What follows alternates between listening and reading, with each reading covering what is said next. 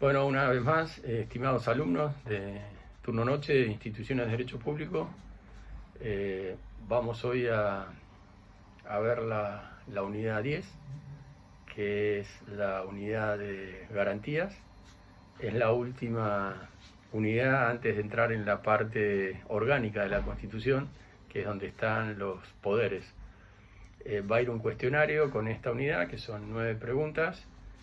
Va a estar abierto hasta el 26 de mayo, porque el 25 de mayo, que es el lunes que viene, no nos vamos a ver porque es feriado.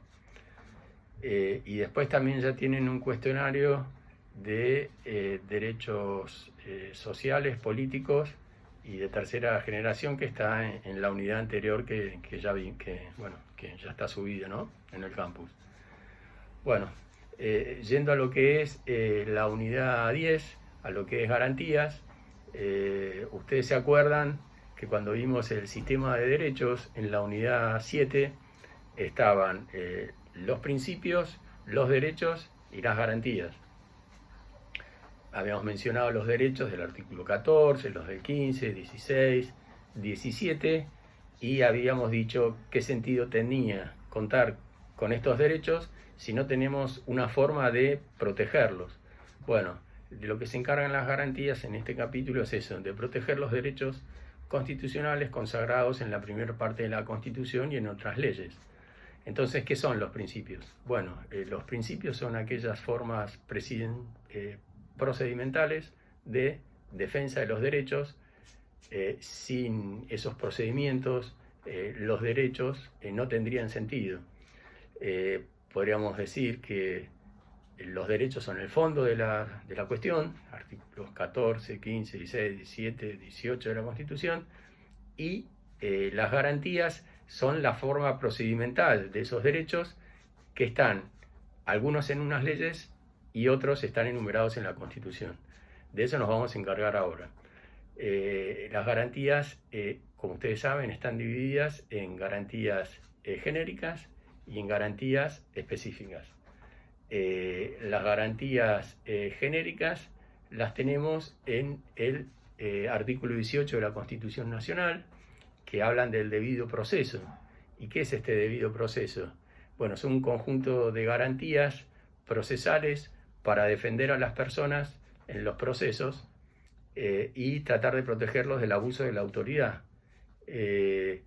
Tenemos 5 ítems dentro de este debido proceso que surgen del artículo 18. Primero tenemos el primer ítem, que es el juicio previo. Es decir, como ustedes ya saben, el artículo 18 de la Constitución Nacional establece que una persona no puede ser condenada sin juicio previo fundado en ley anterior al hecho del proceso. Es decir, que tiene que existir un juicio previo y una sentencia judicial que a una persona lo condene para que se respete este juicio previo. Después está el tema del juez natural. Significa que uno tiene que ser creado por los jueces que han sido creados por las leyes antes del proceso. No pueden ser jueces especiales. ¿Qué es lo que se busca acá? Evitar la creación de comisiones especiales, que eran comisiones normalmente dentro del Poder Ejecutivo, que directamente buscaban sacarle, en algunos casos, propiedades, dinero a personas que eran de signo opositor en las cuestiones políticas, digamos. Entonces, por eso se trata de evitar esta situación. Después tenemos el caso de la inviolabilidad de la defensa del juicio. Significa que hay que hacer lo necesario para demostrar la inocencia de la persona. Acuérdense que nuestro ordenamiento jurídico rige el principio de inocencia hasta que se demuestre lo contrario, de acuerdo al artículo 18. Después, la ley anterior, que ya lo mencionamos, tiene que existir una ley antes del proceso.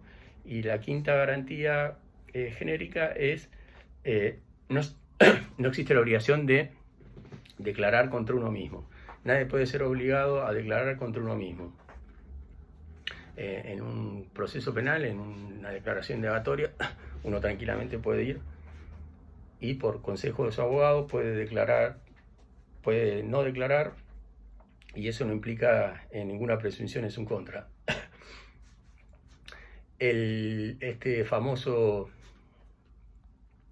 principio del debido proceso tiene su correlato en sede administrativa. El debido proceso en sede administrativa es regulado en el artículo 2 de la Ley de Procedimiento Administrativo, y después tiene su correlato a nivel internacional en el Pacto de San José de Costa Rica, en el artículo 8, que habla de la tutela judicial efectiva, que como ustedes ya saben, lo vimos cuando habíamos visto el sistema de derechos, ¿no? Esto implica que no solo uno tiene el derecho a obtener una resolución fundada a nivel judicial en temas penales, sino también en los diferentes fueros, civil, contencioso administrativo, fiscal. Bueno, este principio de tutela judicial efectiva se aplica a todo tipo de procesos judiciales. Ahora vamos a ver las garantías específicas. La primera garantía específica es el habeas corpus, que como ustedes saben es un remedio procesal rápido que busca proteger la libertad física contra las perturbaciones que pudieran producirse contra dicha libertad. Anteriormente estaba regulado en la ley 23.098, actualmente tiene consagración constitucional en el artículo 43, el cuarto párrafo, en el último párrafo. Es un proceso breve, rápido, expedito, para verificar si se produjo la perturbación en la libertad física de una persona, y de ser así, el juez ordena inmediatamente su libertad. Existen 4 clases de habeas corpus: está el clásico, el preventivo, el correctivo y el reparativo. ¿Quiénes pueden pedir por este remedio procesal? Bueno, la persona que está en la situación descripta, otra persona en nombre de la persona que está detenida, y en último caso un juez puede hacerlo de oficio. Ahora pasamos a la otra garantía específica, que es el amparo. Como ustedes saben, el amparo dice la Constitución, que es una acción rápida y expedita contra todo acto de autoridad pública o privada que en forma actual o inminente pudiera restringir o alterar en forma manifiesta, y siempre que no existiera otro remedio procesal, derechos reconocidos en la Constitución, los tratados internacionales y las leyes. Bueno, el amparo tuvo consagración jurisprudencial, quiere decir que antes no estaba regulado en las leyes. Fueron dos casos jurisprudenciales muy resonantes, se los menciono para que lo sepan: el caso Samuel Cot y el caso Siri del año del 57 y del 58, que establecieron estos remedios procesales, y que tuvo mucho auge en nuestro país, si se acuerdan, en la época del Corralito, allá por el 2001, el 2002, cuando el gobierno había incautado los depósitos. Hubo mucha gente, yo me incluyo entre ellos, que tuvimos que salir corriendo a tribunales para hacer estos amparos para que nos devolvieran los fondos que habían sido dispuestos por el gobierno en ese momento. Bueno, en ese caso lo que estaba en juego era el derecho de propiedad regulado en el artículo 17. El amparo no solo tutela los derechos del artículo 17, sino también todos los del 14, derecho de ejercer industria lícita, comercio, entrar, permanecer, salir del territorio. ¿Se acuerdan que habíamos visto en el caso que habíamos comentado de mi mamá, una persona grande, para poder transitar y hasta la casa de ella? Algunos me habían dicho, bueno, ¿por qué no hace un amparo? Acuérdense que el amparo dice siempre que no exista otro remedio al alcance. Bueno, el otro remedio acá al alcance era hacer una nota directamente ante el gobierno de la ciudad, validarla en el gobierno de la ciudad y que me hagan una autorización. Eso es lo que hice, y bueno, de esta forma evité tener que hacer un amparo, ¿no? El amparo lo único que no protege es la libertad física, que está protegido, como ya lo dijimos, por el habeas corpus. Después todos los otros derechos de la Constitución, del 14 al 20, están protegidos por el amparo. ¿Ok? El amparo está regulado actualmente en el artículo 43, primera parte, en forma individual. Y después está el amparo colectivo, que está regulado en el artículo 43, segunda parte, y se refiere a situaciones de intereses difusos como la salud, las cuestiones ambientales. Todo eso entra dentro de esta segunda categoría del amparo.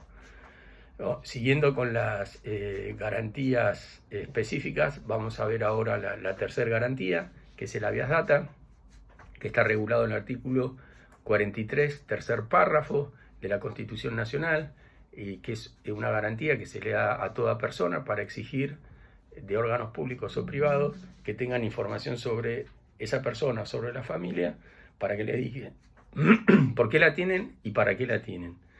Está regulado en la ley 25326. Existen 3 formas de habeas data: el informativo, rectificador y el confidencial.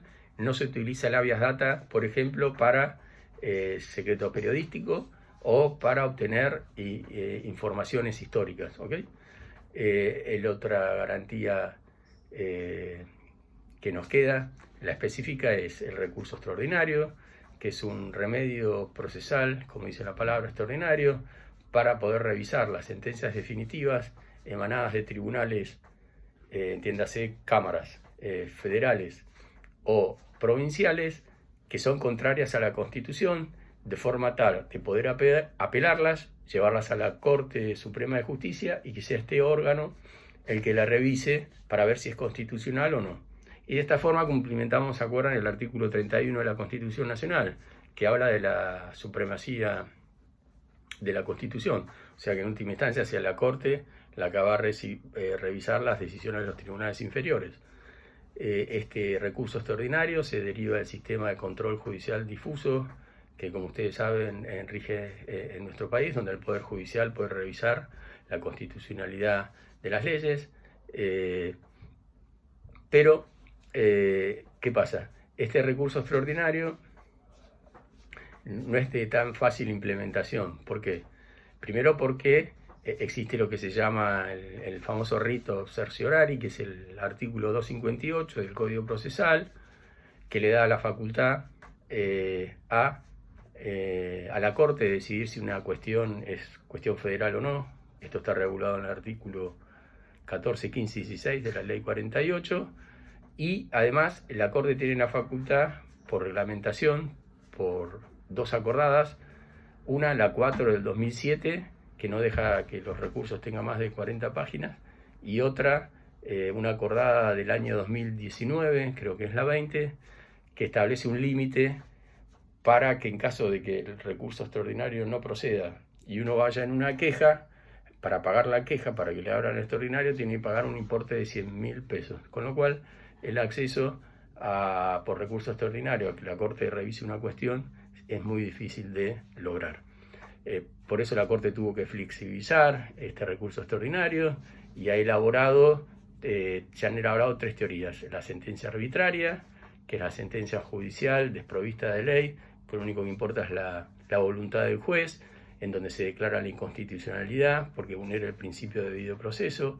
El otro caso, gravedad institucional, en que la causa excede un mero interés individual y afecta a toda la comunidad. Y por último, el per saltum, que es una forma de llegar a la Corte, donde directamente uno se saltea las instancias, interpone una demanda en primera instancia, no espera la resolución judicial, va con una resolución directamente a la Corte, saltando la Cámara.